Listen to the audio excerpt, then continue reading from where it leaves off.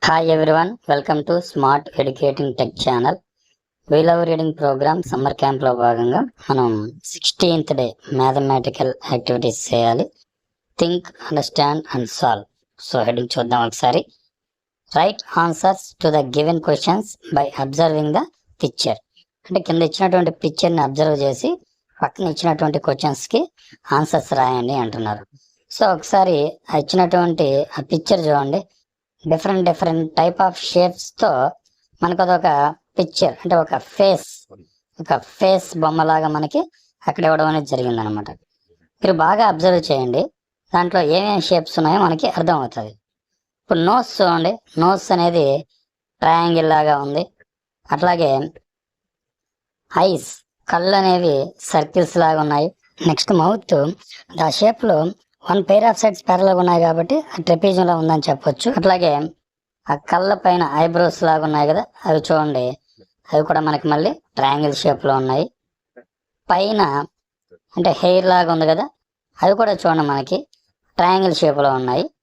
అయితే మీరు బాగా అబ్జర్వ్ చేస్తే ఆ ట్రయాంగిల్స్ లోనే పార్ట్స్ గా తీసుకున్నారనుకోండి, ట్రెపీజియం షేప్ కనిపిస్తుంది. మరియు అట్లాగే డైమండ్ షేప్ లో చూడండి, ఇక్కడ మనం మ్యాథమెటికల్లో రాంబస్ అంటాం, ఆ షేప్ కూడా ఉంది.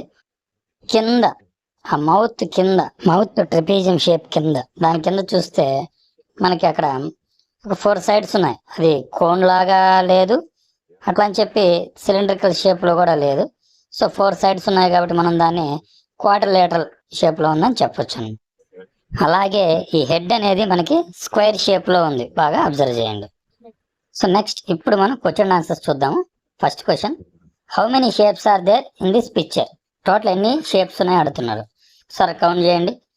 Quadrilateral, trapezium, triangle, circle, rhombus, square, total 6 shapes అనేవి ఉన్నాయన్నమాట. Second question, which one is biggest shape? ఇది పర్సెప్షన్ మీద బేస్ అయి ఉంటుంది, ఎందుకంటే మనకి ఇక్కడ మెజర్మెంట్స్ లేవు. సో ఒక్కొక్కరు చూసేదానికి ఒకరికి ఒక షేప్ పెద్దదిగా అనిపిస్తుంటుంది, ఇంకొకరికి ఇంకో షేప్ పెద్దగా అనిపించవచ్చు. ఫర్ ఎగ్జాంపుల్ ఇక్కడ ట్రయాంగిల్, ట్రెపీజియం తీసుకుంటే ఈ రెండిట్లో ఏది పెద్ద అనేది ఒక్కొక్కరు ఒక విధంగా చెప్తారు. అయితే ఇక్కడ అన్నిటికంటే హెడ్ స్క్వేర్ అనేది పెద్ద షేప్ గా ఉంది. Next third question, which shapes are in least number? మనకి ఇక్కడ తక్కువ సంఖ్యలో ఉండే షేప్ ఏంటి? Square. Next last fourth question, how many triangles are bigger than circles? అంటే ఇక్కడ ఉండే ట్రయాంగిల్స్ లో సర్కిల్ కంటే పెద్దగా ఉండేవి ఏంటి అని అడుగుతున్నారు. ఇది కూడా పర్సెప్షన్ మీద బేస్ అయి ఉంటుంది. మనకి పైన ఉండే ట్రయాంగిల్స్ 1 2 3 4 5 చూడండి, ఇవన్నీ సర్కిల్స్ కంటే పెద్దగా ఉన్నాయనుకుంటే అవి కూడా కౌంట్ చేయొచ్చు. లేదంటే ఆ కళ్ళ పక్కనే ఉంది కదా మనకి ముక్కు దగ్గర ఒక ట్రయాంగిల్, అది మాత్రం పెద్దగా ఉందనిపిస్తే దాన్ని ఒకటే కౌంట్ చేయాలన్నమాట. సో ఎవరు చూసే దృష్టిని బట్టి వాళ్ళు కౌంట్ చేసి అక్కడ నెంబర్ వేయాలి. నెక్స్ట్ ఇదే పేజీలో ఉండే ఇంకో యాక్టివిటీ చూద్దాము. అక్కడ చూడండి కొన్ని పిక్చర్స్ ఇచ్చున్నారు, పక్కన క్వశ్చన్ ఆన్సర్ చూద్దాము. How many objects are there in the picture? అంటే ఈ పిక్చర్ లో మొత్తం ఎన్ని ఆబ్జెక్ట్స్ ఉన్నాయి అంటున్నారు. కౌంట్ చేయండి. 1 2 3 4 5 6 7 8 9 10 పిక్చర్స్, 10 ఆబ్జెక్ట్స్ అనేవి ఉన్నాయని రాయాలి మనం అక్కడ. Second question, which one is the biggest object? వీటన్నిటిలో కల్లా పెద్దది ఏంటి అని అడుగుతున్నాడు. బాగా చూడండి, బకెటే కదా.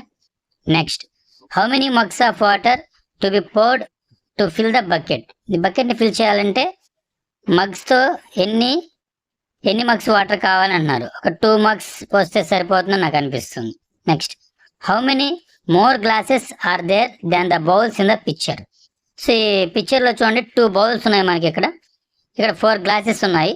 సో ఈ బౌల్స్ కంటే కూడా గ్లాసెస్ 2 ఎక్కువ ఉన్నాయి అన్నమాట. సో కంటెంట్ మీకు యూజ్ఫుల్ గా ఉంది అని మీరు భావిస్తే ఖచ్చితంగా ఛానల్ సబ్స్క్రైబ్ చేయండి. ఇప్పుడే చేయండి, మళ్ళీ మర్చిపోతారు. Thank you.